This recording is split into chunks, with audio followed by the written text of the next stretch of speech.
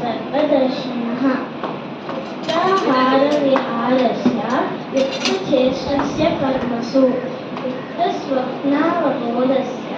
योगो भवति दुःखः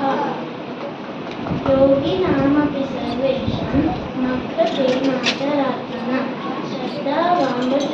योगं समेयुक्तमोमतः पत्रं पुष्पं फलं तोरणं यो मे भक्त्या प्रयच्छति तदहं भक्तिपूर्वकम् अस्नामि प्रयतात्मनः मात्रा स्पर्शास्तु कौन्तेय शीतोष्ण सुखदुःखः आगमापायिनो नित्य तान् स्थितिः स्वस्वभारः